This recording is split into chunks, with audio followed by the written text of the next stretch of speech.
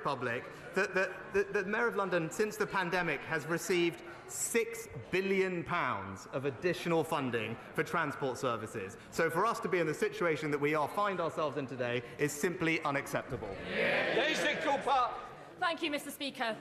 An investigation reported in The Guardian and the BBC revealed that in the last year, on more than 450 instances, sewage was leaking into cancer wards, maternity units and A&E departments. Without urgent action, the legacy of this Conservative government on the NHS will be an image of a nurse cleaning up sewage around a patient in a crumbling hospital. Will the Prime Minister commit to that pledge of building 40 hospitals by 2030, including in West Hertfordshire, and will he establish a fund to repair those hospitals that are in a dire state of disrepair? Mr. Speaker, we are investing record sums in NHS capital to upgrade dozens of hospitals across the country, but in particular to build 40 new hospitals, and we are committed in particular to a new hospital scheme at West Hertfordshire Hospital NHS Trust as part of that programme, and the programme is working closely with the Trust on their plans in line with the approach that we have taken nationally. Mark Blitchard. Speaker, does the Prime Minister agree with me that agri-tech is a vital part of the UK economy, and in particular the excellent work of the Crop and Environment Research Centre at Harper Adams University in Shropshire? I know he has a busy schedule, but could he dispatch the Secretary of State to come and look at that research centre, and in particular the women leading science and maths at Harper Adams, and indeed leading the world? Well, Mr. Speaker, I agree with my honourable friend, and in particular Harper Adams is a fantastic example of the type of innovation and skills provision that we need in our agri-tech sector, and that's why I'm pleased post-Brexit that we can introduce the gene editing bill, Mr. Speaker, which will help drive productivity and efficiency in our agricultural sector even further. Speaker, the government promised the 40 new hospitals 3 years ago, and the Prime Minister's just expressed his intention to proceed again.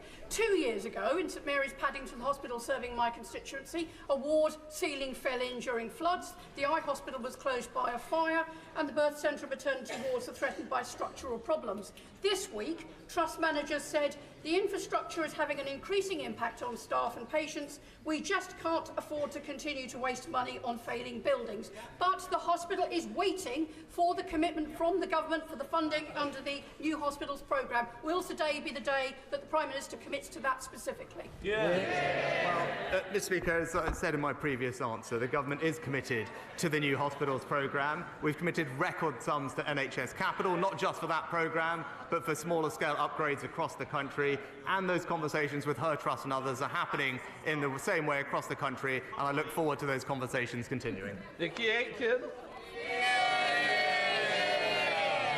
Mr. Speaker, governments at all levels, national and local, should always strive to deliver value for money for the taxpayer, particularly in a cost of living crisis.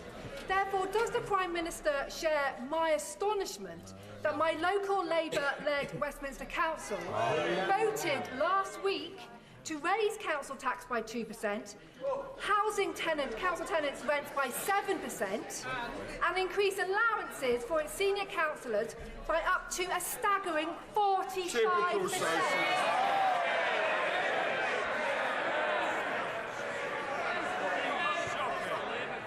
Prime Minister, you've got to answer. Well, Mr. Can I just say, Prime Minister, I don't know who's giving you the advice, but take it from the chair. Please answer. Mr. Speaker, it is disappointing to see that I think it's been just under a year that the now Labour-run Westminster Council has put its own councillors' pay ahead of everything else. I can't quite believe the figures that we heard from our honourable friend. A staggering, an eye-watering 45% pay increase when people across our country and indeed the ward are suffering cost of living pressures. It's clear, Mr. Speaker, that it's only Conservative-run councils that deliver for their residents. Thank you, Mr. Speaker. Mr. Speaker, every child in the UK is entitled to free NHS dental treatment, but with 80% of practices not accepting children as new patients, is the Prime Minister proud of his record on our children's dental health? Mr. Speaker, we're investing £3 billion in NHS dentistry, and because of the reforms to the contract, there will be about 10% more activity this year above contracted levels. There are 500 more dentists in the NHS today, but also, I think, almost a 45% increase in the amount of dental care being provided to children. Eric Thomas. Mr. Speaker, 5 years ago, £40 million of public funds were set aside for brain tumour research, but recent government figures suggest that a little as a quarter of that money has been deployed to researchers. The mechanism to distribute research funding effectively is broken. As a result, the brain tumour community has not seen the breakthroughs in treatment and survival rates that many of us believe they should have. Does my friend the Prime Minister agree with me that a unique, complex disease needs unique response? And what is Brain Tumour Awareness Month? Will he make brain cancer a critical research priority across all cancers? Well, can I thank my honourable friend for his thoughtful and powerful question. He's absolutely right about the importance of medical research being expedited so we can deliver better care for the people who are affected. I'll make sure that he gets a meeting with the relevant minister so we can ensure that that funding gets out to the people who need it and we can bring relief to them as quickly as we can. Joanna Chung. Thank you, Mr. Speaker. With the encouragement of the British government, female prosecutors and female judges in Afghanistan stood up for the rule of law and for a more inclusive and equal nation. Those left behind are in mortal danger. Last year, I met with senior officials at the Foreign Office who were open to making a specific case for at least some of these women to be relocated to the United Kingdom, but nothing has happened since then. This dire situation requires a Prime Ministerial intervention. So I'm not asking to meet the Prime Minister's officials or his ministers. I'm asking him directly, will he meet with me to see what we can do for these women? Prime Minister. I'm very happy to meet with the Honourable Lady, and she will know that we take our obligations to those who helped and served in Afghanistan extremely seriously, both through the ARAP scheme and the ACRS scheme. We have already brought 20,000 refugees from Afghanistan to the UK. We've worked closely with the UNHCR and others on those legal routes, but I'd be happy to meet with her to ensure that we're targeting our compassion, our generosity on the people who most need it and not those who are coming here illegally. Caroline Ansell. Mr. Speaker, at the height of the pandemic, centre-assessed grades allowed our young people to move forward with their lives. Lara, my very brave young constituent, is now battling cancer and will not sit the GCSE exams she has worked so hard for and could be left with only a certificate of recognition. In exceptional circumstances such as these, why can't the same principle apply?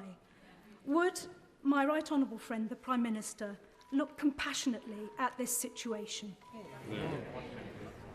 Prime Minister. Start by sending my best wishes to Lara and thanking my honourable friend for raising her case in Parliament. Of course, it's incredibly upsetting and challenging for children and young people to be diagnosed with a serious illness, and especially so close to their exams. Now, there are allowances that are made, and in the first instance, students will speak to their school or their college to make those reasonable adjustments, but I'll be happy to make sure that we work with my honourable friend to find a resolution in Lara's case.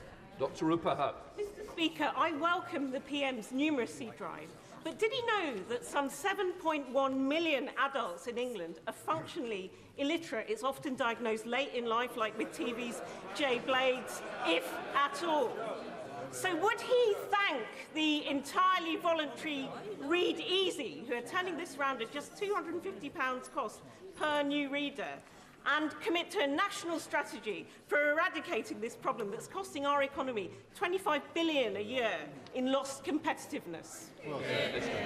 Well, Mr. Speaker, I agree with the Honourable Lady. Literacy and numeracy are critical for adults to be able to participate both in society and the economy. I'm happy to praise Read Easy for the work that they do. I look forward to learning more about them. But the best way to solve this problem is to ensure that our young children get the reading skills and training and education that they need. And I'm so pleased that because of the reforms introduced by this previous Conservative governments, particularly with phonics, we have now marched up the international league table and have some of the best results for reading that we've seen in a very long time. Richard Fuller.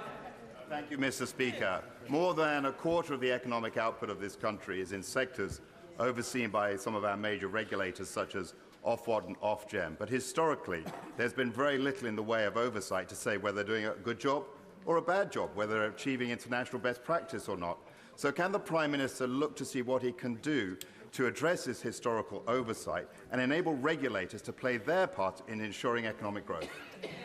Well, Mr. Speaker, as always, my honourable friend makes a very thoughtful point, and he's absolutely right about the importance of our regulators in driving growth, competitive investment in our economy. I know the Chancellor will have something to say on this later on, but he should rest assured that we will keep at it to make sure that there is accountability and oversight of our regulators. We all want to see more growth in our economy, and they need to play their part in delivering it.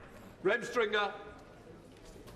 Mr. Speaker, 20 years after defeat in the Second World War, the first Japanese bullet train travelled the 300 miles from Tokyo to Osaka at 200 miles an hour.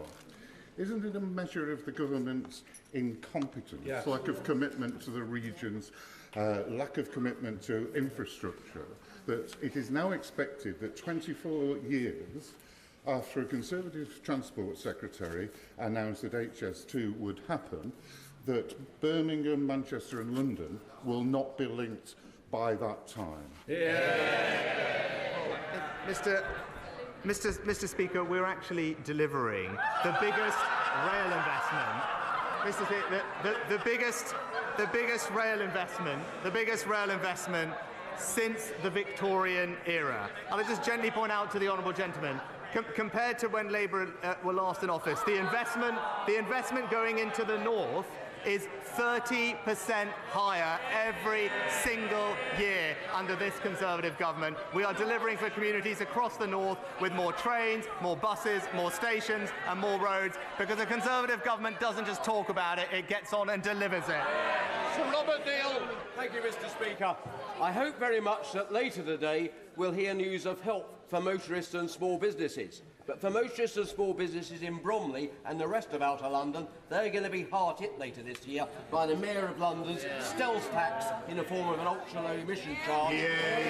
Costs money and jobs. Isn't it time to revisit the Local Government Act and revise it so that such charges can only be imposed on London boroughs with the consent of the boroughs themselves? Well, Mr. Speaker, my honourable friend makes an excellent point, and it's right that the Mayor of London should listen to the voices of commuters, of families and of small businesses as he inflicts his damaging tax on them. This government will always be on the side of those people, and this budget will deliver for them too. And complete Prime Minister's questions.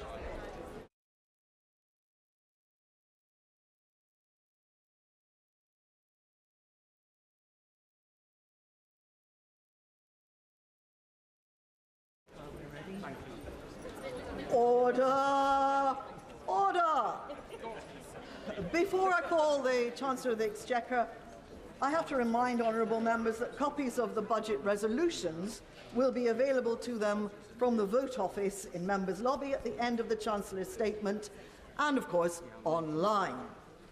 It might also be helpful for some people who are following our proceedings to know that British Sign Language interpretation of the statement, which will continue until the end of the speech of the spokesman for the Scottish National Party, is available to watch on parliamentlive.tv advert.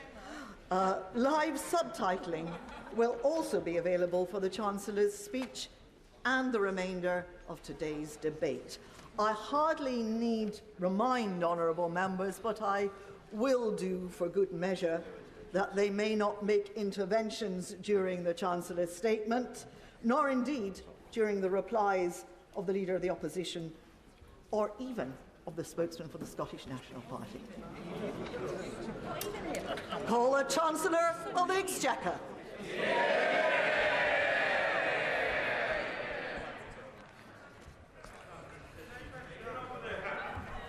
Madam Deputy Speaker, in the face of enormous challenges, I report today on a British economy which is proving the doubters wrong. In the autumn, we took difficult decisions to deliver stability and sound money. Since mid-October, 10-year gilt rates have fallen, debt servicing costs are down, mortgage rates are lower and inflation has peaked. The International Monetary Fund says our approach means the UK economy is on the right track. But we remain vigilant and will not hesitate to take whatever steps are necessary for economic stability. Today, the Office for Budget Responsibility forecasts that because of changing international factors and the measures I take, the UK will not now enter a technical recession this year. They forecast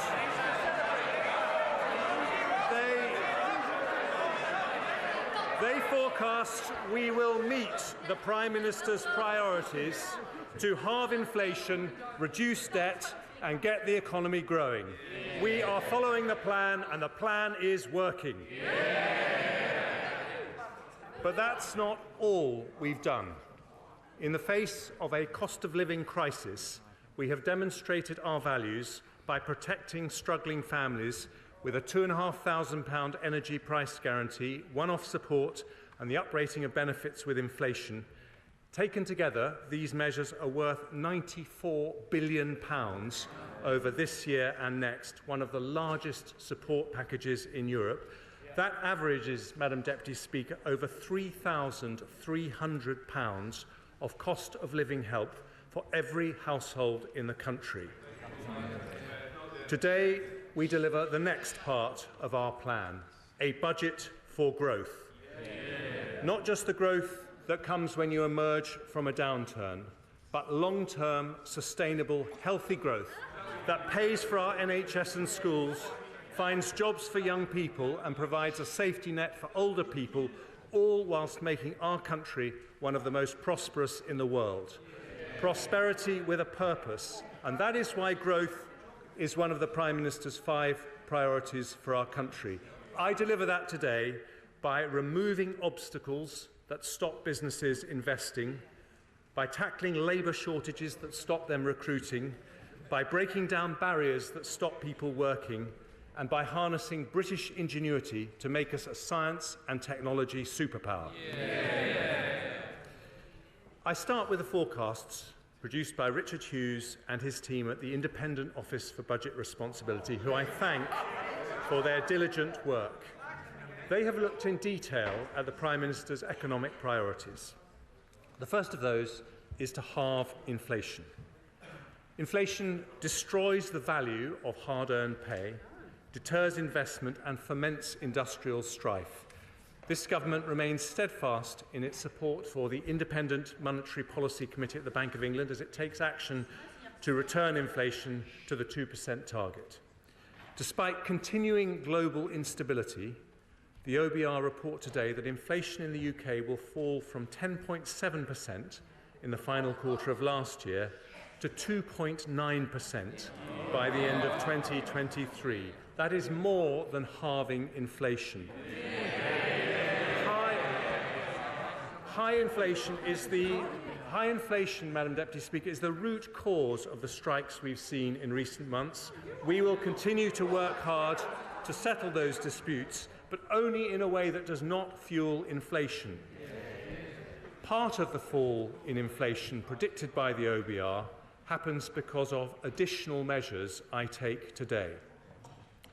Firstly, I recognise that even though wholesale energy prices have been falling, there is still enormous pressure on family finances. Some people remain in real distress, and we should always stand ready to help when we can. So after listening to representations from Martin Lewis and other experts, I today confirm that the energy price guarantee will remain at £2,500 for the next 3 months. This means the £2,500 cap for the typical household will remain in place when energy prices remain high ahead of an expected fall in prices from July.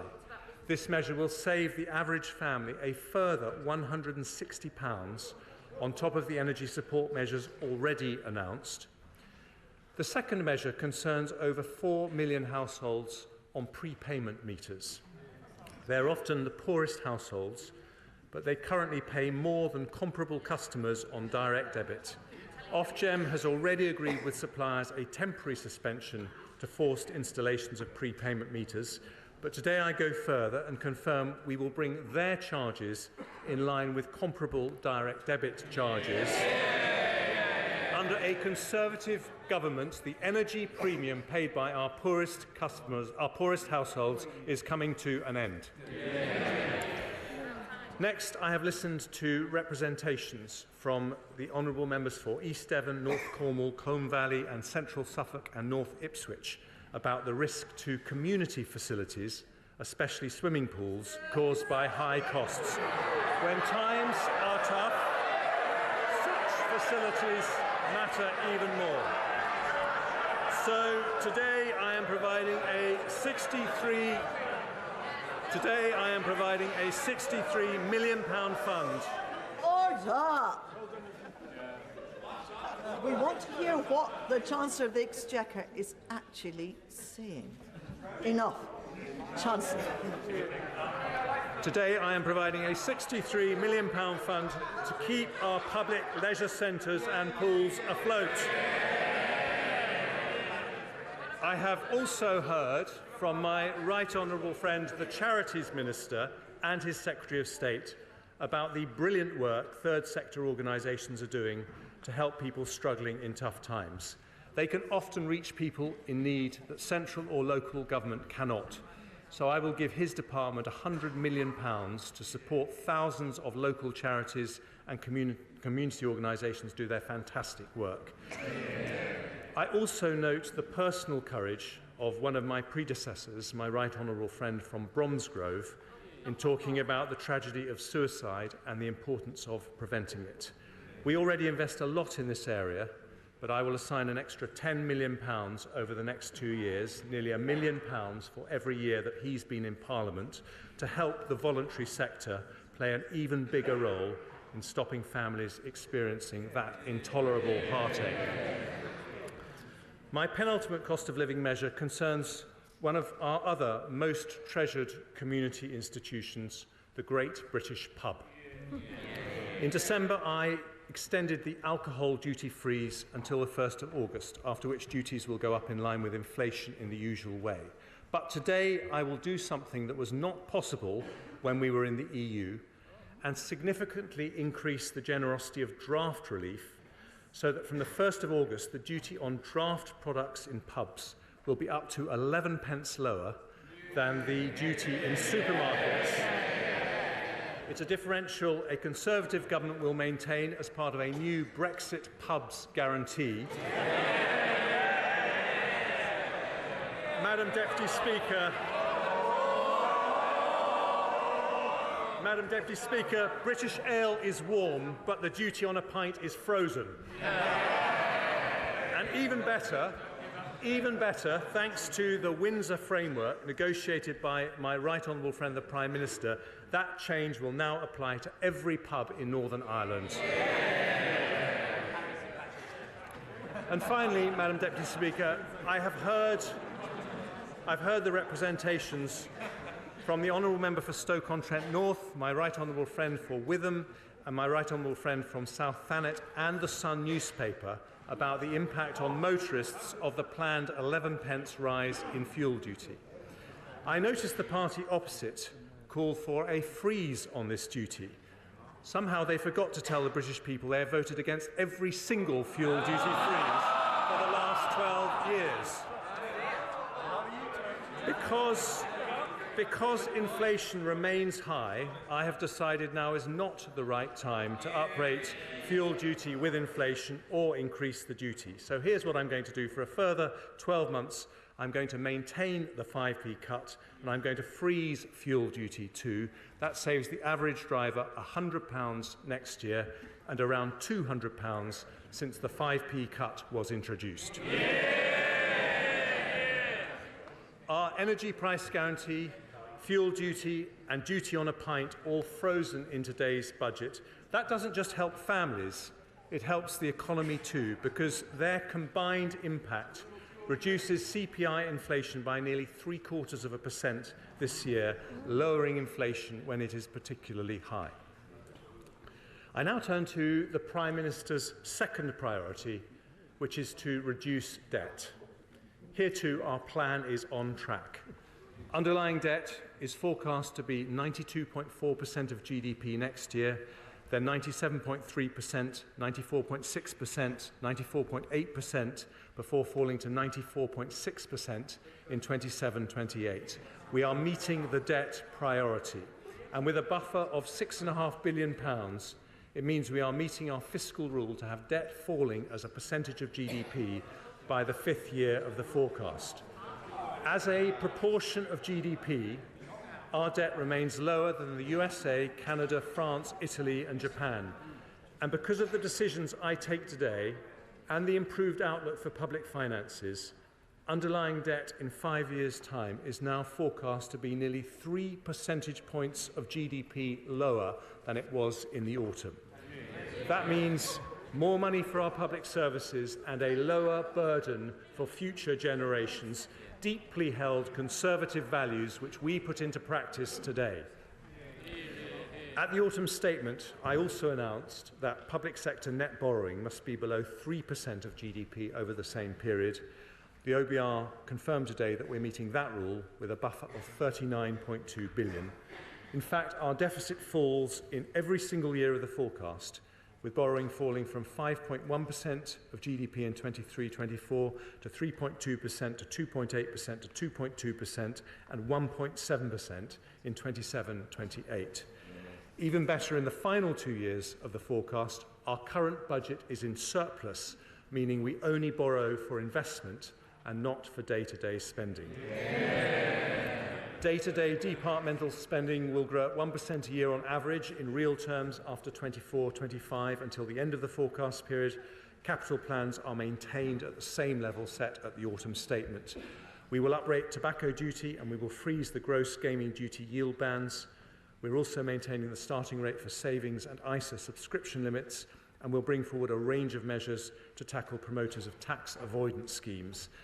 Madam Deputy Speaker, taken together, today's measures lead to a slightly lower overall tax burden for the rest of the Parliament compared to the OBR's autumn forecast. Other parties run out of money, but a Conservative government is reducing borrowing and improving our public finances.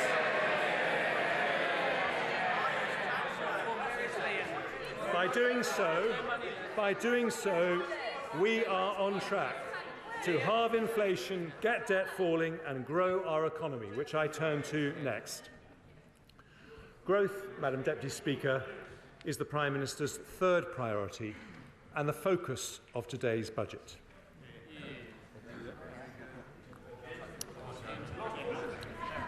"13 years ago, we inherited an economy that had crashed.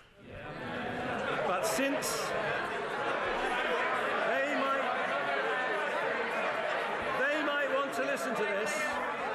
they might want to listen to this, because since 2010, we've grown more than major countries like France, Italy or Japan, about the same as Europe's largest economy, Germany. We've halved unemployment, we've cut inequality, we've reduced the number of workless households by 1 million. For the first time ever, because of rises in tax thresholds made by successive Conservative chancellors, people in our country can earn £1,000 a month without paying a penny of tax or national insurance.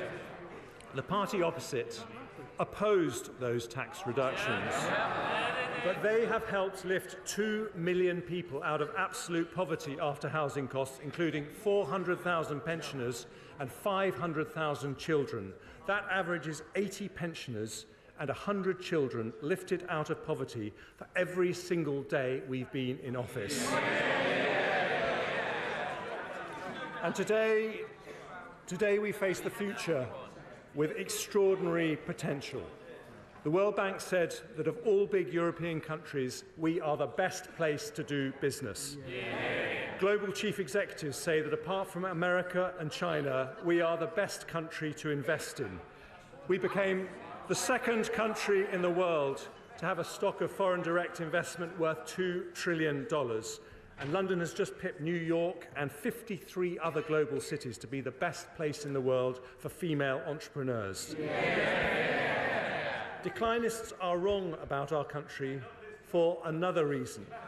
which is our strength in new industries that will shape this century. Over the last 13 years, under Conservative leadership, we have become the world's third trillion-dollar tech economy after the US and China. We've built the largest life sciences sector in Europe, producing a COVID vaccine that saved 6 million lives and a treatment that saved 1 million more. Our film and TV industry has become Europe's largest, with our creative industries growing at twice the rate of the economy. Our advanced manufacturing industries produce around half the world's large civil aircraft wings. And thanks to a clean energy miracle, we have become a world leader in offshore wind. Other parties talk about a green energy revolution. So I gently remind them that nearly 90% of our solar power was installed in the last 13 years, showing it's the Conservatives who fix the roof when the sun is shining.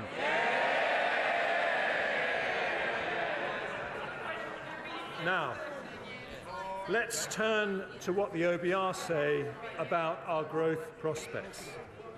In November, they expected that the UK economy would enter recession in 2022 and contract by 1.4% in 23.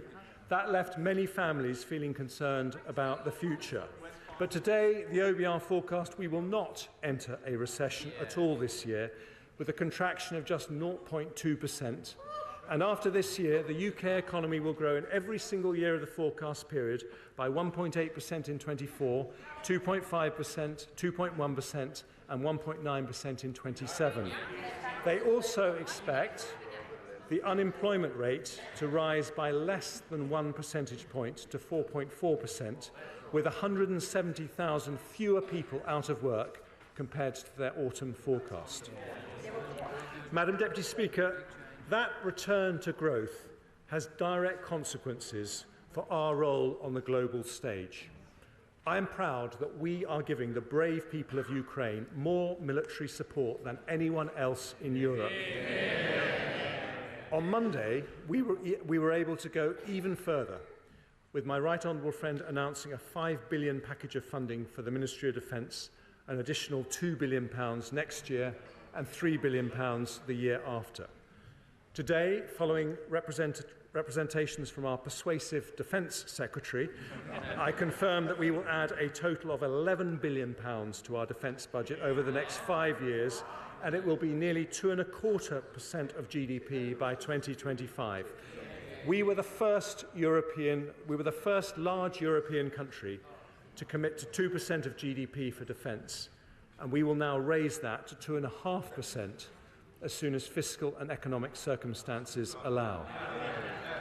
And following representations from the equally persuasive Minister for Veterans Affairs, I am today also increasing support for our brave ex-servicemen and women. We will provide a package worth over £30 million to increase the capacity of the Office for Veterans Affairs, support veterans with injuries returning from their service, and increase the availability of veteran housing. But to be Europe's biggest defender of democracy, we must build Europe's most dynamic economy. That means tackling our long-standing productivity issues, including two in particular which I address today: lower business investment and higher economic inactivity than other countries. Too often, companies struggle to recruit, and even when they do, output per employee is lower. So today I set out the 4 pillars of our industrial strategy to address these issues. Colleagues will know from my Bloomberg speech, they all conveniently start with the letter E: enterprise, employment, education, and everywhere. I start, Madam Deputy Speaker, with everywhere. Our measures, well, they may not want to level up growth across the United Kingdom, but we do. This government was elected on a mandate to level up. We have already allocated nearly £4 billion in over 200 projects across the country through the first 2 rounds of the Levelling Up Fund. A third round will follow. Since we started focusing on levelling up, 70% of the growth in salaried jobs has come from outside London and the South East. And today we take further steps. Canary Wharf and the Liverpool Docks were two outstanding regeneration projects that happened under a previous Conservative government. I pay tribute to Lord Heseltine for making them happen because they transformed the lives of thousands of people. They showed what's possible when entrepreneurs, government and local communities come together. So today I announce that we will deliver 12 new investment zones, 12 potential Canary Wharfs. In England, we've identified the following areas as having the potential to host one: West Midlands, Greater Manchester, the North East, South Yorkshire, West Yorkshire, East Midlands, Teesside and once again Liverpool.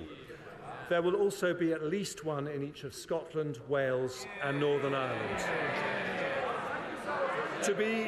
To be chosen, each area must identify a location where they can offer a bold and imaginative partnership between local government and a university or research institute in a way that catalyses new innovation clusters. If the application is successful, they'll have access to £80 million of support for a range of interventions including skills, infrastructure, tax reliefs and business rates retention. Working together with our formidable Levelling Up Secretary, I also want to give some further support to levelling up areas under the E of Everywhere. First, I will invest over £200 million in high-quality local regeneration projects across England, including the regeneration of Tipton Town Centre and the Marsden New Mills redevelopment scheme. I'm also announcing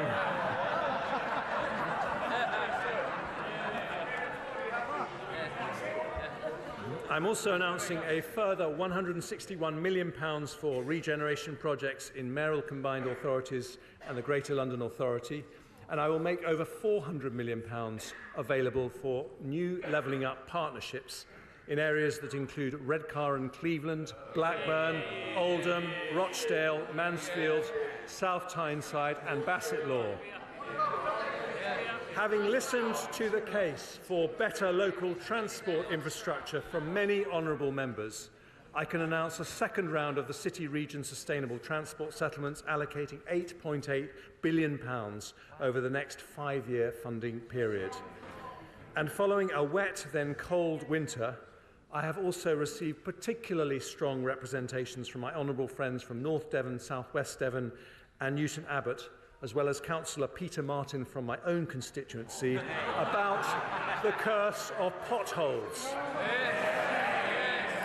The spending review allocated £500 million every year to the Potholes Fund, but today I have decided to increase that fund by a further £200 million next year to help local communities tackle this problem.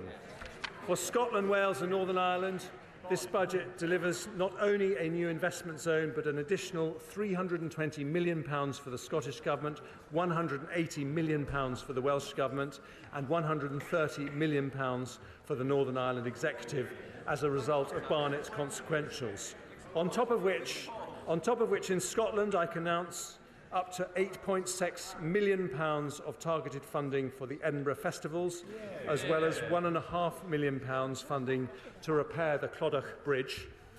I will provide £20 million of funding for the Welsh Government to restore the Holyhead Breakwater, and in Northern Ireland I'm allocating up to £3 million to extend the Tackling Paramilitarism programme and up to £40 million to extend further and higher education participation. But, Madam Deputy Speaker, for levelling up to truly succeed, we need to unleash the civic entrepreneurship that's only possible when elected local leaders are able to fund and deliver solutions to their own challenges. That means giving them responsibility for local economic growth and the benefit from the upside when it happens. So this government will consult on transferring responsibilities for local economic development from local enterprise partnerships to local authorities from April 24. I will also boost mayors' financial autonomy by agreeing multi-year single settlements for the West Midlands and Greater Combined Manchester Authority in the next spending review, something I intend to roll out for all mayoral areas over time. I've also agreed a new long-term commitment so that they can retain 100% of their business rates, something I also hope to expand to other areas. Investment zones, regeneration projects, levelling up partnerships, local transport infrastructure and business rates retention, more control for local communities over their economic destiny, so we will level up wealth and opportunity everywhere. Yeah. Today's priority is the Prime Minister's promise to grow the economy. We've talked about making that growth happen everywhere, so I now move on to my second E, enterprise. We need to be, well, this has never been something of interest to the Labour Party, but for Conservatives, we won't rest until we are Europe's most dynamic enterprise economy. And under a Conservative government, that is exactly what's been happening. Since 2010, we have 1 million more businesses in the UK, a bigger increase than Germany, France or Italy. But I want another million and another million after that. So today I bring forward enterprise measures in these 3 areas to lower business taxes, reduce energy costs and support our growth industries. So let's start with business taxation. Conservatives know the importance of a competitive tax regime. We already have lower levels of business taxation than France, Germany, Italy or Japan. But I want us to have the most pro-business, pro-enterprise tax regime anywhere. Even after the corporation tax rise this April, we will have the lowest headline rate in the G7, lower than any period under the last Labour government. Only 10% of companies will pay the full 25% rate.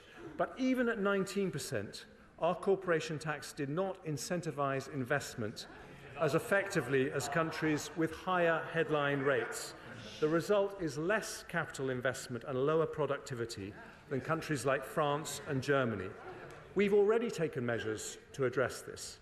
For larger business, we've had the super deduction, introduced by my right honourable friend, the Prime Minister, which ends this month.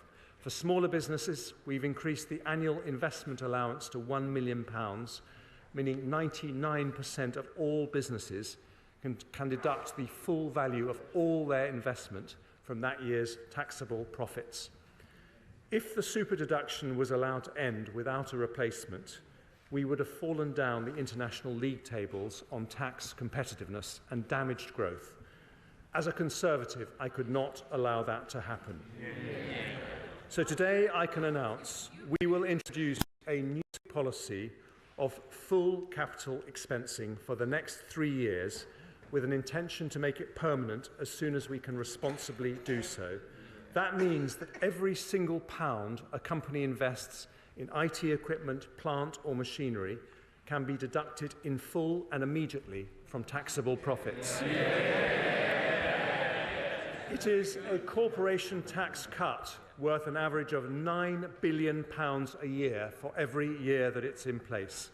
And its impact on the economy will be huge. The OBR says it will increase in business investment by 3% for every year it's in place. This decision makes us the only major European country with full expensing and gives us the joint most generous capital allowance regime of any advanced economy. Madam Deputy Speaker, I understand the party opposite is reviewing business taxes. Let me save them the bother. They put them up, we cut them.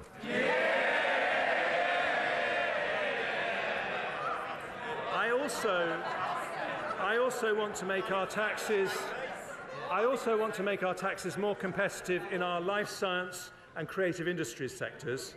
In the autumn, I said I'd return with a more robust R&D tax credit scheme for smaller research-intensive companies. So today, I'm introducing an enhanced credit, which means that if a qualifying small or medium-sized business spends 40% or more of their total expenditure on R&D, they'll be able to claim a credit worth £27 for every £100 they spend.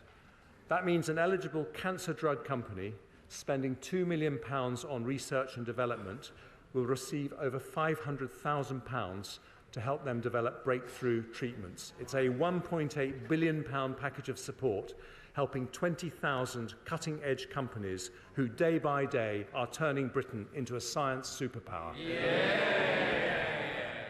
And this government's audio-visual tax reliefs have helped make our film and TV industry the biggest in Europe. Only last month, Pinewood announced an expansion which will bring another 8,000 jobs to the UK.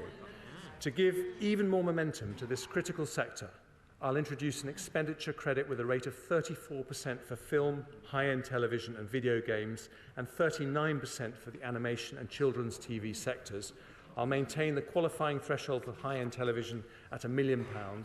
And because our theatres, orchestras and museums do such a brilliant job at attracting tourists to London and the UK, I'll extend for another 2 years their current 45% and 50% reliefs. Madam Deputy Speaker, an enterprise economy needs low taxes, but it also needs cheap and reliable energy. We have already announced billions of support to help businesses reduce their energy bills through the Energy Bills Relief Scheme and the Energy Bills Discount Scheme. We've appointed Dame Alison Rose, Chief Executive of NatWest, to co-chair our National Energy Efficiency Task Force and help deliver our national ambition to reduce energy use by 15%. And to support her efforts, I'll extend the Climate Change Agreement Scheme for 2 years to allow eligible businesses £600 million of tax relief on energy efficiency measures. But the long-term solution is not subsidy, but security. That means investing in domestic sources of energy that fall outside Putin or any autocrat's control. We are world leaders in renewable energy, so today I want to develop another plank of our green economy, carbon capture, usage and storage. I'm allocating up to £20 billion of support for the early development of CCUS, starting with projects from our East Coast to Merseyside to North Wales, paving the way for CCUS everywhere across the UK as we approach 2050. That will support up to 50,000 jobs, attract private sector investment, and help capture 20 to 30 million tonnes of CO2 per year by 2030. We have increased the proportion of electricity generated from renewables from under 10% when we came into office to nearly 40%. But because the wind doesn't always blow and the sun doesn't always shine, even under the Conservatives, Madam Deputy Speaker, we will need another critical source of cheap and reliable energy, and that is nuclear. Now, there have been no more powerful advocates for this than the Honourable Member for Innismon, Copeland, Hartlepool and Workington. They rightly say that increasing nuclear capacity is vital to meet our net zero obligations. So to encourage private sector investment into our nuclear programme, I today confirm that, subject to consultation, nuclear power will be classed as environmentally sustainable in our green taxonomy.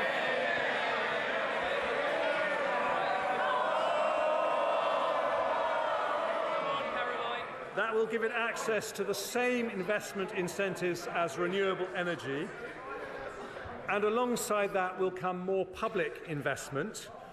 In the autumn statement, I announced the first state-financed investment in nuclear for a generation, a £700 million investment in Sizewell C.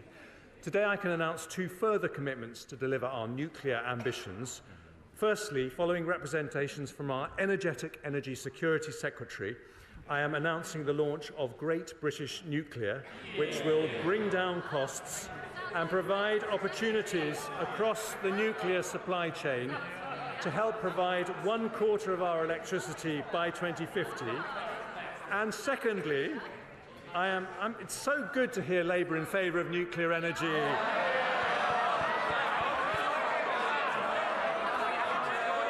Just a shame they never did any. And secondly, I'm launching the first competition for small modular reactors. It will be completed by the end of this year, and if demonstrated as viable, we will co-fund this exciting new technology. Finally, under the E of enterprise, Madam Deputy Speaker, I come to our innovation economy, a central area of national competitive advantage for the United Kingdom. Over the weekend, I worked night and day with the Prime Minister and the Governor of Bank of England to protect the deposits of thousands of our most cutting-edge companies. We successfully secured the sale of the UK arm of Silicon Valley Bank to HSBC, so the future of those companies is now safe in the hands of Europe's biggest and one of its most creditworthy banks. But those events show that we need to build a larger, more diverse financing system where the benefits of investment in high-growth firms are available to more investors. So I will return in the autumn statement with a plan to deliver that.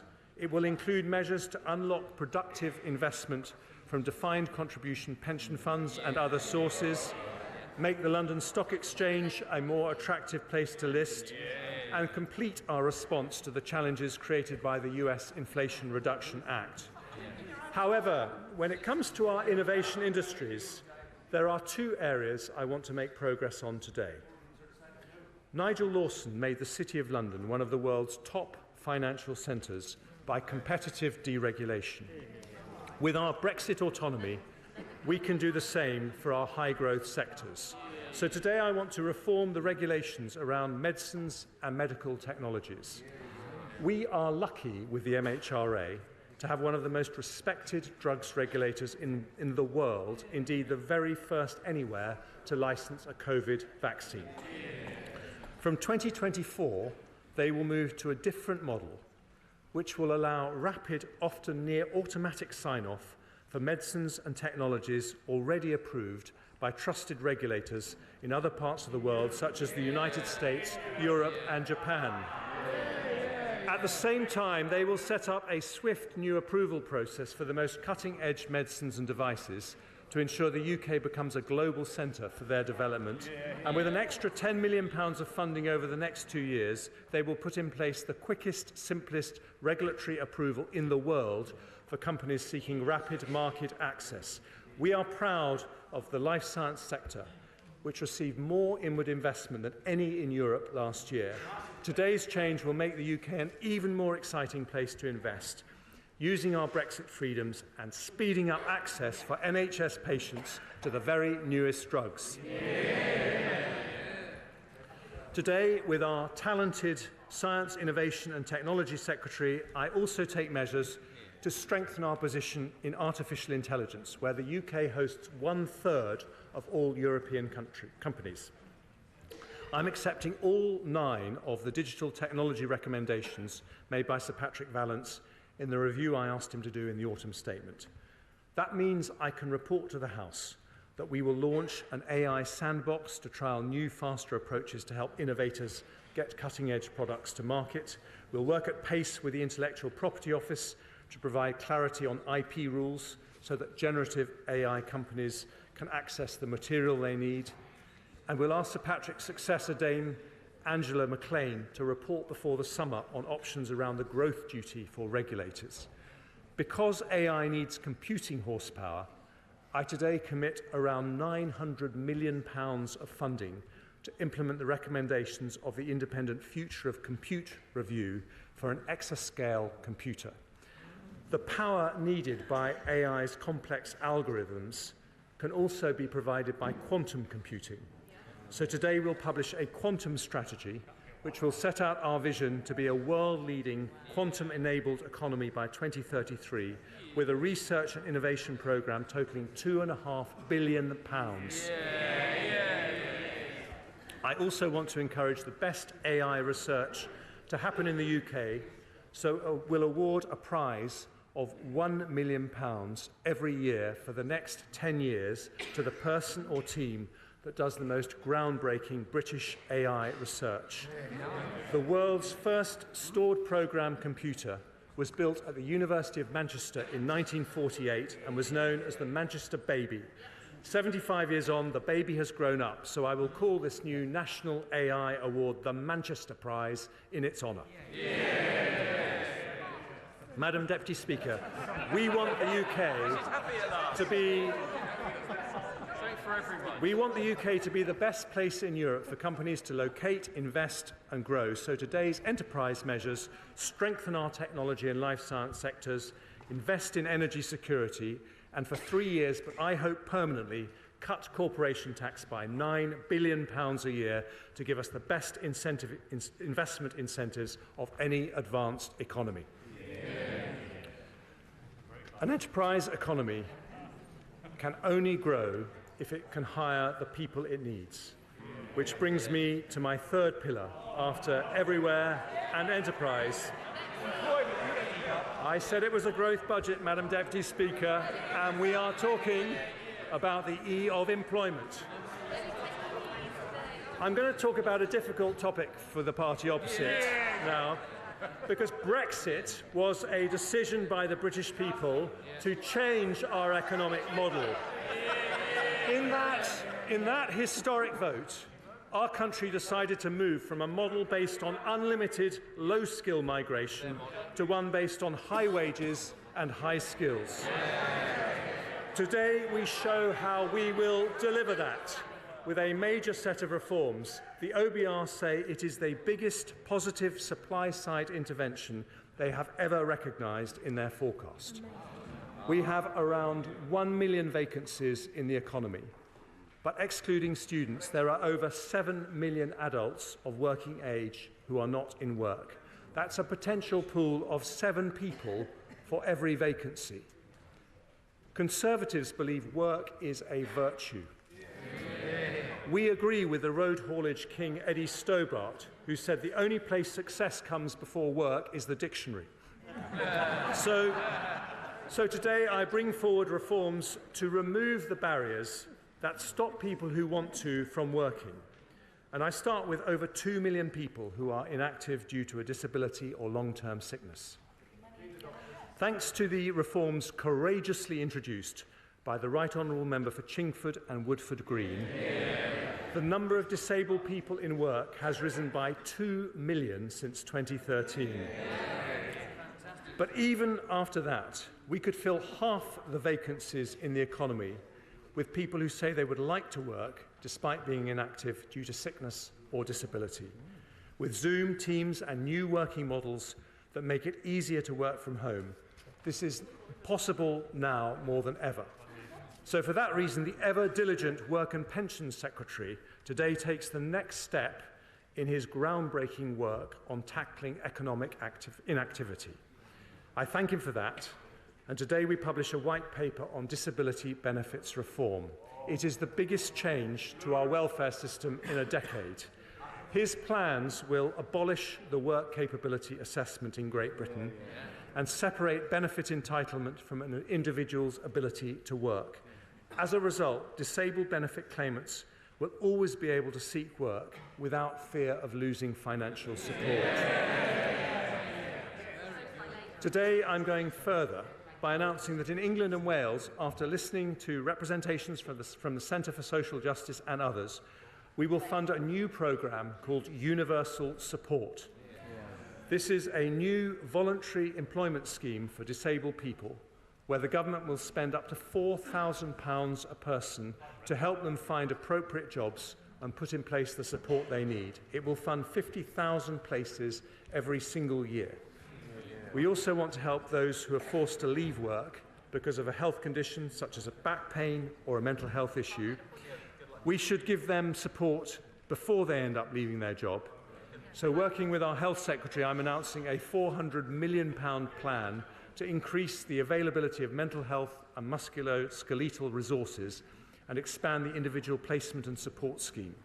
And because occupational health provided by employers has a key role to play, I'll also bring forward 2 new consultations on how to improve its availability and double the funding for the small company subsidy pilot.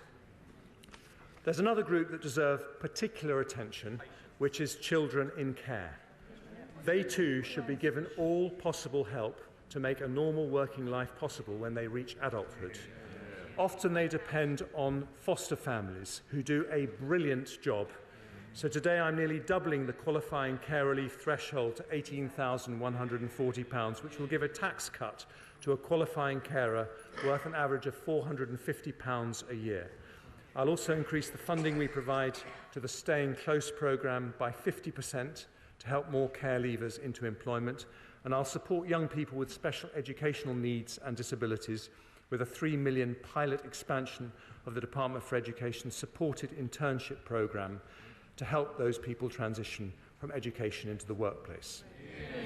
Madam Deputy Speaker, no civilised society can ignore the contribution that can be made by those with challenging family circumstances, a long-term illness or a disability. So today we remove the barriers we can with reforms that strengthen our society as well as strengthening our economy. The next set of employment reforms affects those on universal credit without a health condition who are looking for work or on low earnings. There are more than 2 million job seekers in this group, more than enough to fill every vacancy in the economy. Independence is always better than dependence, which is why a Conservative government believes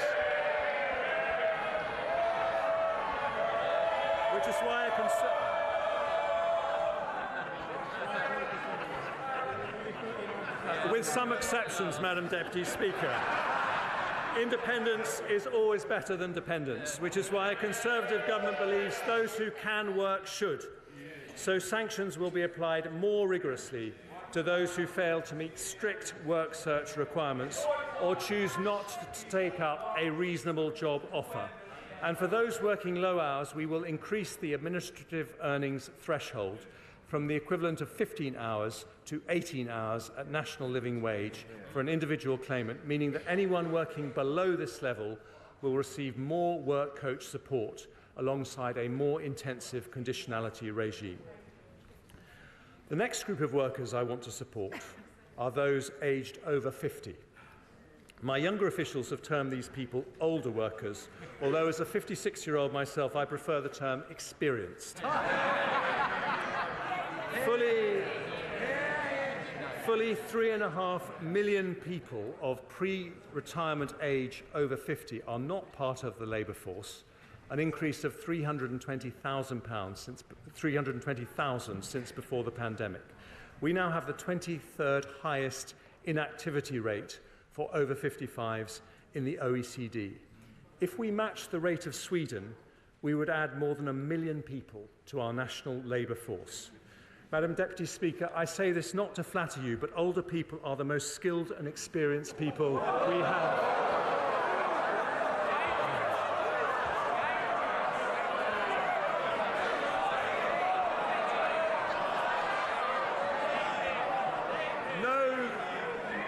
No country can thrive.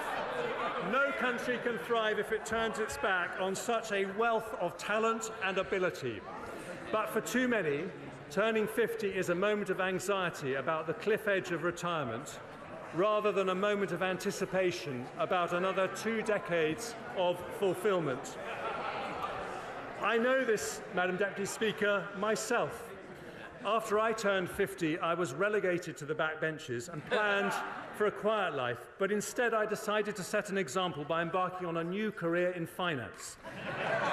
So today I take 3 steps to make it easier for those who wish to.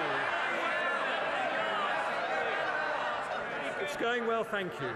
And today I take 3 steps to make it easier for those who wish to work longer. First, we will increase the number of people who get the best possible financial, health and career guidance ahead of retirement by enhancing the DWP's excellent midlife MOT strategy. They will also increase by 5-fold the number of 50-plus universal credits who receive midlife MOTs from 8,000 to 40,000 a year. Second, with my right honourable friend, the Education Secretary, who has a deep personal commitment to this area, will introduce a new kind of apprenticeship targeted at the over 50s who want to return to work. They will be called returnerships and operate alongside skills boot camps and sector-based work academies. They'll bring together our existing skills programmes to make them more appealing for older workers focusing on flexibility and previous experience to reduce training length. Finally, I have listened to the concerns of many senior NHS clinicians who say unpredictable pension tax charges are making them leave the NHS just when they are needed the most. The NHS is our biggest employer, and we will shortly publish a long-term workforce plan that I promised in the autumn statement. But ahead of that, I don't want any doctor to retire early because of the way pension taxes work. It's an issue I've discussed not just with the current Health Secretary, but a former Health Secretary who kindly took a break from WhatsApping his colleagues to consider it. As Chancellor, I have realised the issue goes wider than doctors. No one should be pushed out of the workforce for tax reasons. So today I will increase the pension's annual tax-free allowance by 50%, from 40,000 to 60,000. Some have also asked me to increase the lifetime allowance from its £1 million limit. But I've decided not to do that. Instead, I will go further and abolish the lifetime allowance altogether. It is a pension tax reform that will stop over 80% of NHS doctors from receiving a tax charge, incentivise our most experienced and productive workers to stay in work for longer, and simplify our tax system, taking thousands of people out of the complexity. Order. Just because the Chancellor of the Exchequer is either unpopular or popular, we still have to keep the noise down because we still have to hear what he has to say. He has more to say. Chancellor of the Exchequer. Thank you, Madam Deputy Speaker. This is a comprehensive plan to remove the barriers to work facing those on benefits, those with health conditions and older workers. That is the E of the employment pillar of today's growth budget, which brings me to the final pillar of our growth plan. After employment, enterprise and everywhere, I turn to the E of education. Over more than a decade, this Conservative government has driven improvement in our education system. We've risen by nearly 10 places in the international league tables for English and maths since 2015 alone. In the autumn statement, I built on this programme with an extra £2.3 billion annual investment to our schools. We're reviewing our approach to skills with Sir Michael Barber. We set out our plans to transform lifelong learning with a new lifelong loan entitlement. And my right honourable friend, the Prime Minister, announced plans to make maths compulsory till 18. But today I want to address an issue in our education system that is bad for children and damaging for the economy. It's an issue that starts even before a child enters the gates of a school. Today I want to reform our childcare system. We have one of the most expensive systems in the world. Almost half of non-working mothers say they would prefer to work if they could arrange suitable childcare. For many women, a career break becomes a career end.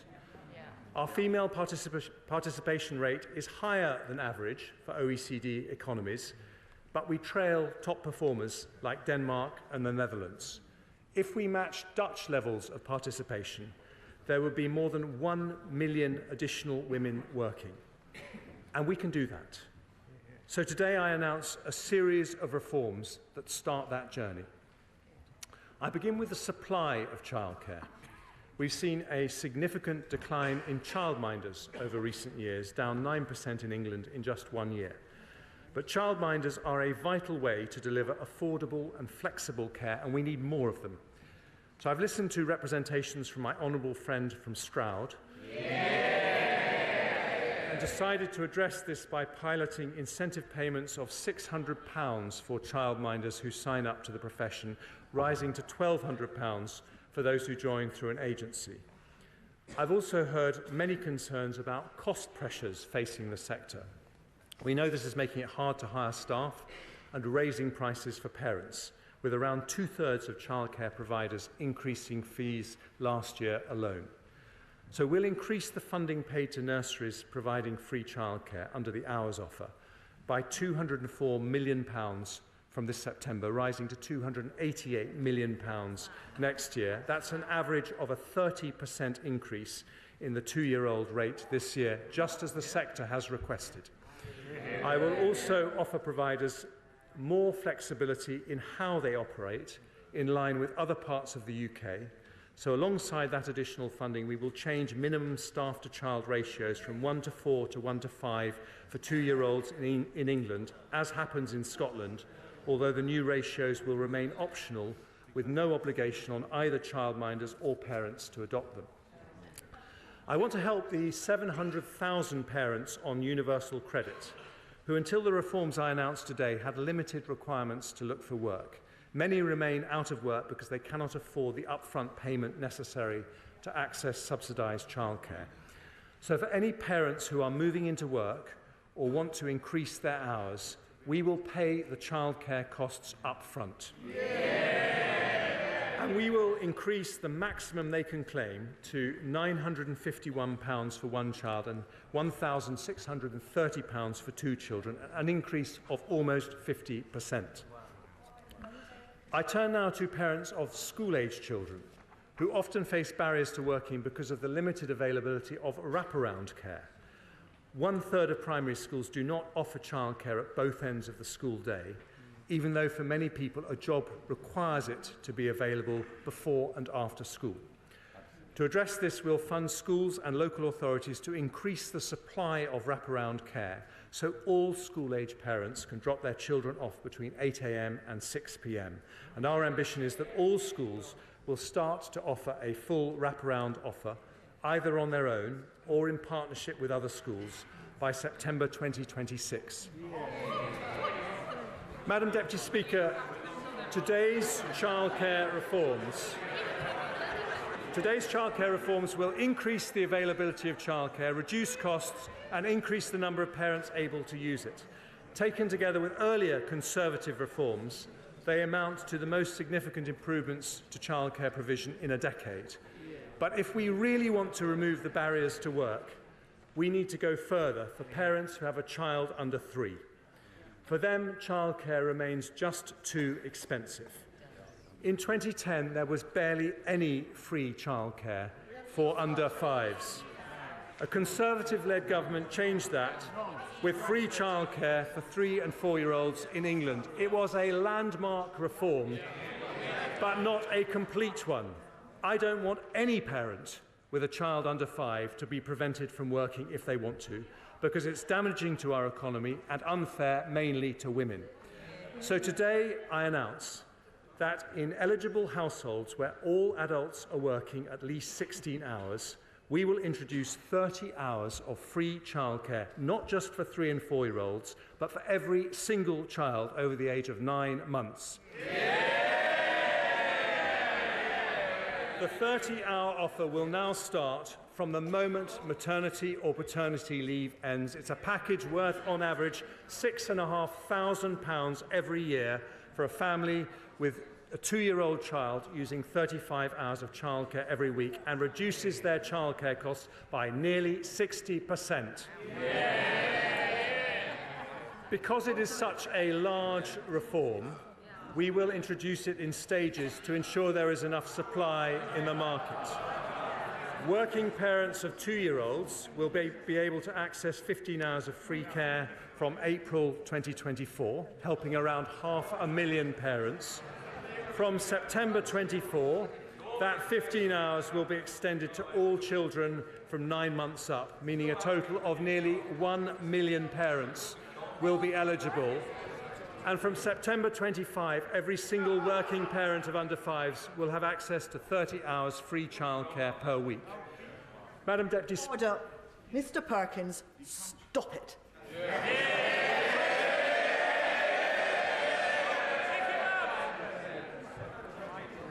Madam Deputy Speaker, today we complete a landmark Conservative reform. We help the economy, transform the lives of thousands of women and build a childcare system comparable to the best. A major early years reform for our education system, the E of education alongside the 3 other pillars of our growth plan: enterprise, employment and everywhere.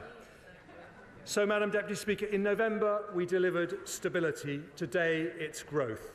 We tackle the two biggest barriers that stop businesses growing: investment incentives and labour supply.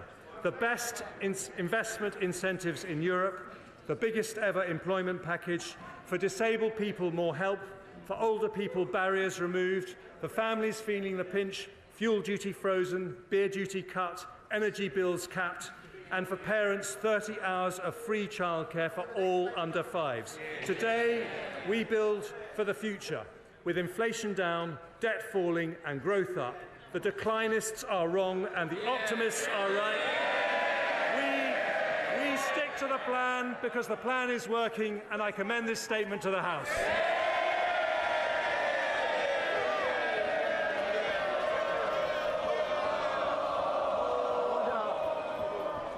Order. I thank the Chancellor of the Exchequer for his budget statement, and I hope the House will settle down, please. Under Standing Order number 51, the first motion entitled, certainly the bad behaviour is now on this side of the House. I think a little bit of decorum, please, while we go through the necessary parts of the procedure. Under Standing Order number 51, the first motion entitled Provisional Collection of Taxes must be decided without debate. Will the Chancellor of the Exchequer please move formally? Chancellor, well, somebody just say formally. Thank you, Chancellor. I'm just putting your motions.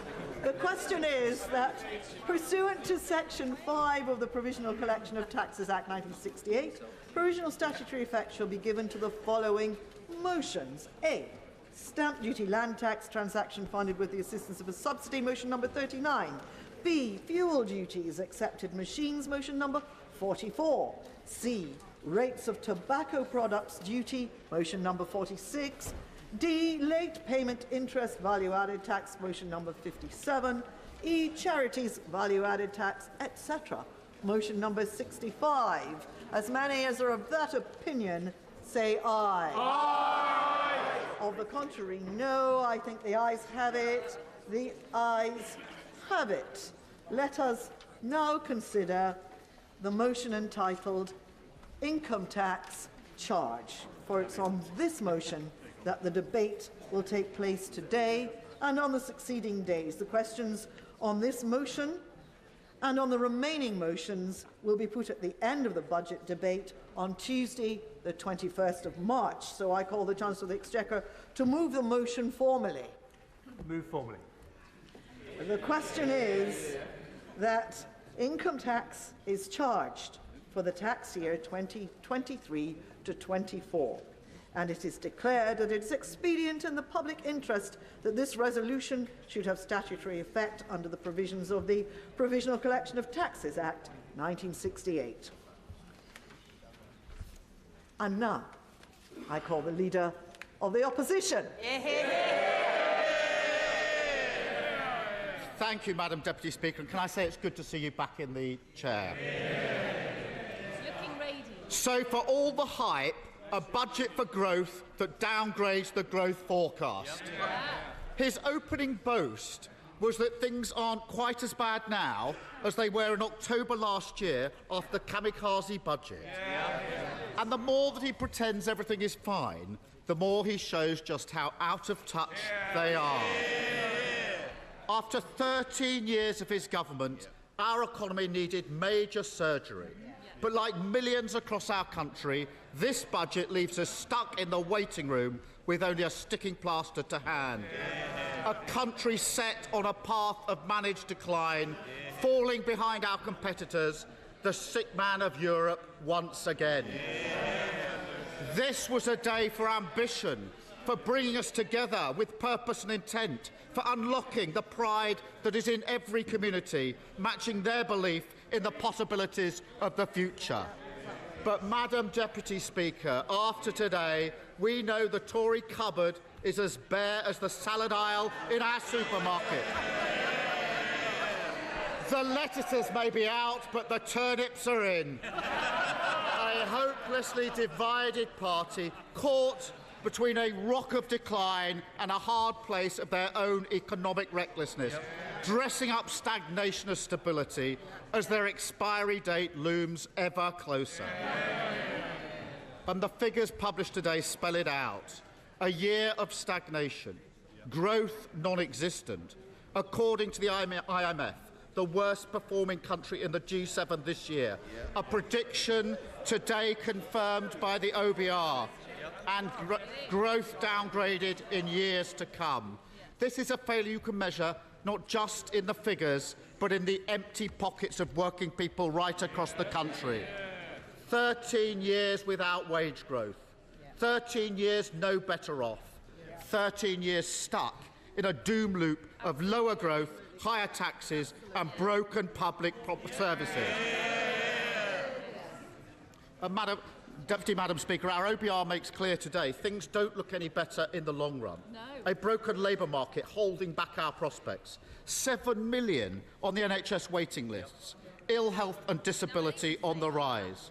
And the consequences, as we've just heard, deferred to the future. The classic short-term sticking plaster cycle. Decisions cynically ducked today, pain for working people tomorrow. It doesn't have to be like this. Britain has enormous potential. On science, innovation, technology, we should be leading, not lagging. We need an industrial strategy that removes barriers to investment. And the announcements today are nowhere near the mark. The lowest investment in the G7, that's their record. All our competitors know this. They're gearing up for an almighty race for the opportunities of tomorrow. And we've got to be on the start line, not back in the changing room, tying our laces. Now, he mentioned the war in Ukraine. And of course, on this side of the House, we stand with Ukraine and we stand with the government's response to Putin's brutality. We'll look carefully at the details of the military spending announced and we will support them. But what we cannot accept is the use of the war as a blanket excuse for failure. Our economy has weak foundation. Global crisis hit Britain more than other countries. Wages in this country are lower now in real terms than they were 13 years ago. The average French family is a tenth richer. The average German family a fifth richer. Countries which faced the same pandemic, countries which faced the same war. And the war didn't ban onshore wind. The war didn't scrap our home insulation scheme.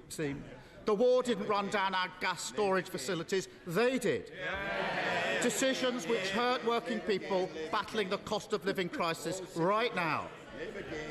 It's been the same story for the whole 13 years. Always the sticking plaster, never the cure, and today's budget does nothing to change that. Again, we see a failure to grip the long-term challenges. Order. People shouldn't just be speaking while the Leader of the Opposition is delivering his response. They should be listening. Now, we will now listen to the Leader of the Opposition. Sir. Today's budget changes nothing. Again, we see a failure to grip the long-term challenges. No determination to create growth which unlocks the potential of the many. Working people being made to pay for Tory choices and Tory mistakes. Madam Deputy Speaker, these are the organising principles of Conservative economics. Judge them by their choices. The running down of our public services, paid for by working people. The disaster of the Tory mortgage premium, paid for by working people. The opportunities still missed for a proper windfall tax, paid for by working people. That's what makes the Chancellor's boast about lower inflation so ridiculous. The idea that it's a tax cut. British people can see through that. They see their tax burden at its highest level for 70 years. And they know it's not the government that's lowering inflation, it's working people, earning less, enjoying less. It's their sacrifice that is helping to bring inflation down. And they deserve better than another cheap trick from the government of gimmicks, making them pay whilst trying to claim the credit. And even with the price guarantee, the average energy bill has doubled in 18 months. Because of their recklessness, the average mortgage payment is up £2,000 a year. A massive hit to living standards, however they cook the books. And yet, still, no real ambition on industrial strategy. No real ambition on the clean energy that will give us cheaper bills. No real ambition on house building. The same old Tory choices. Sticking plaster politics, no growth for the many, working people pay. And let's turn to his policies on the cost of living. Madam Deputy Speaker, I say his policies because there's a history to this, a pattern. Over the course of the whole cost of living crisis, time and again, it's Labour who bring the government not just to its senses, but to our position. Who first pushed for the energy price guarantee? Labour. Who first called for a proper windfall tax? Labour. Who first stood by people on prepayment meters? Labour. And who first said we should freeze the price guarantee this April? Labour. And we can go on, because it's also Labour that first committed to extending the fuel duty cut, a policy that in January he dismissed as part of a dossier that he published. So, for one poor soul in their research team at least, this really is a back-to-work budget. And a word of advice for the Chancellor as he promotes this policy in coming days. Use your own car, and for heaven's sake, make sure you know how to use a debit card. And I look forward to the Prime Minister promoting the swimming pools policy. Unlike the car, he won't have to borrow one of those. But, Madam Deputy Speaker, the cost of living crisis is not over. And once again, they've left money on the table when it comes to oil and gas companies. Money that could have been better spent on working people. Politics is about whose side you're on. There are loopholes that urgently need closing. Even the former CEO of Shell admitted that they should be paying more. And the long-term plan just isn't there. The same old Tory choices, the same three principles, sticking plaster politics, no growth for the many, working people pay. And you see those principles at play in our broken labour market. Much of what the Chancellor said today focused on that, as well it might. The figures announced in this budget show how damaging the current situation is to growth, a long-term drag on our ability to create more wealth. Our inactivity levels are particularly shocking, up 500,000 since the pandemic, the worst jobs recovery since the G7, people unable to work because of ill health more than ever before. Now, we will look at what the Chancellor's announced today, because on these benches we've long called for reform of the work capability assessment, for a welfare system that supports people with disabilities and long-term health conditions to thrive at work. The universal credit system must help people into employment, and childcare is a huge barrier to that. We've made the case for reform. But on childcare, of course, more money in the system is obviously a good thing.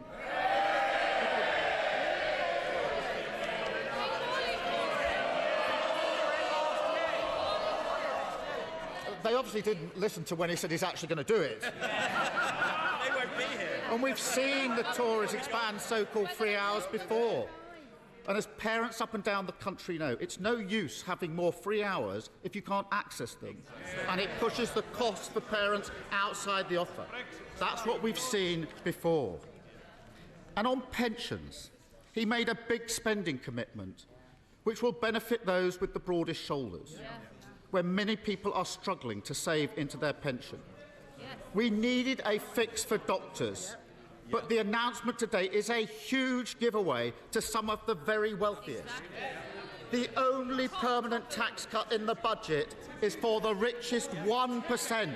How can that possibly be a priority for this government? The truth is, our labour market is the cast-iron example of an economy with weak foundations. Our crisis in participation simply hasn't happened elsewhere, not to this extent. It's a feature of Tory Britain, and global excuses won't wash. We need a wider reform agenda. Instead of making working people pay, we need to make work pay. Move on from growth that's based on insecure, low-paid jobs to growth which comes from good work, from strong employment rights that can deliver higher productivity, growth from the many, for the many, that makes people better off in all parts of our country. I welcome his announcement on devolution deals. The principle that we should push power out of Westminster is fully supported on this side of the House. In fact, we want him to go further. Communities beyond Birmingham and Manchester deserve the right powers and the same powers to drive growth as well. But, Madam Deputy Speaker, the Chancellor is a former Health Secretary, a published author on health, no less. He gave me a signed copy of his book. He knows that growth needs an NHS fit for the future. And no country can be fit for work when there are 7 million people on hospital waiting lists. Nothing to say about that. So I was waiting for him to match Labour's ambition, waiting for him to match our plan to train more doctors and nurses, to tackle the capacity crisis, a policy he publicly praised just 15 days before he became Chancellor. And yet it never came. And, Madam Deputy Speaker, if there was ever a symbol of the poverty of ambition, that is it. Because the reality is the country getting sicker is a country getting poorer. And a country getting poorer is a country getting sicker. Health and wealth must go together. Britain can't afford to be the sick man of Europe. Britain can't afford the Tories. And there is another way. On these benches, we understand institutions must be respected, constraints accepted, that fiscal rules should be sound and followed rigorously, that every pound is precious and must not be wasted. But they want to shout about their record. Let them shout. Wages lower, taxes higher, borrowing higher, debt higher. Their chaos has a cost. Certainty is vital for the growth we need, essential for businesses and investors in our country. As we've spelt out, compared with a blanket cut to corporation tax, investment allowances are the right approach. But the question many businesses will ask today is, how long before the wind blows again and we all go through this again? And that's what they don't understand about business investment. Their endless fighting on tax is bad for growth in and of itself. Madam Deputy Speaker, real stability means that taxes don't go up and down like yo-yos. That R&D tax credit regime doesn't get overhauled twice in 6 months. Order. OK, that's enough. I now can't hear the right honourable gentleman at all. Exactly. And it's nothing to do with being old. No. Quiet. Sir Keir Starmer. Thank you. Let me give an example of that instability. It's a bit of a fraught subject at the moment, but when he was Culture Secretary, the Chancellor apparently took some lessons on the rules of football. So let me provide a refresher. The amount of times his government has broken their fiscal rules, 11. That's one football team. The amount of times they've changed corporation tax policy, 22. That's 2 teams. You've got a game. But if he wants the post-max analysis, he'll have to consult the experts. Back on his screens and ours this weekend, I know the whole House will want to applaud that. But, Madam Deputy Speaker, a budget is not just about the choices made, but the choices ignored. Britain needs more than certainty for growth. That's the least we should expect. We need change, stability and success. Anyone listening to this and worried about NHS waiting lists, any about crime, it's about crime going unpunished. They don't want to hear about the waiting list. They don't want to hear about the crime going unpunished. House building rates falling. Don't want to hear about that either, I suppose, do you? They will have heard very little that makes them feel hopeful about our future. They could have used sensible taxation policies on non-DOMs or oil and gas companies and made the money work for working people, tackled the vested interests that gum up our planning system and shown real ambition on the investment we need to turn us into a green growth superpower. And that was the test today. Can we move beyond the usual sticking plaster solutions, set a new direction for growth that serves the interests of working people? But I'm afraid the verdict on this budget is clear. They won't offer change because they can't. And so our course is set. Managed decline, Britain going backwards, the sick man of Europe once again. That's the Britain they've created, and they should look it in the eye. Because today's figures on growth put their failures up in lights.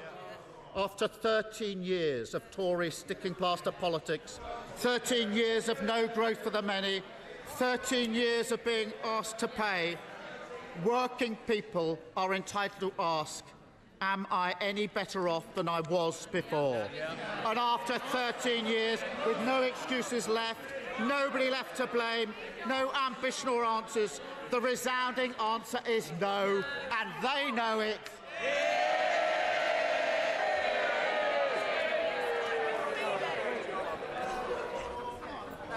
Right, now we'll just have things like just settle down a bit now, please.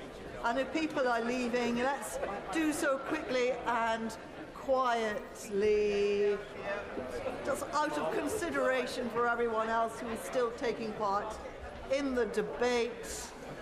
Before I come on, get a move on. Before I come to the chairman of the Treasury Select Committee, Harriet Baldwin. Thank you very much, Madam Deputy Speaker, and wonderful to have you back in the Chamber today.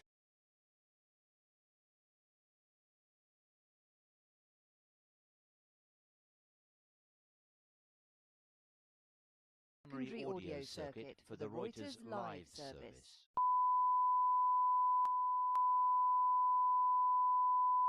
This is the primary audio circuit for the Reuters live service.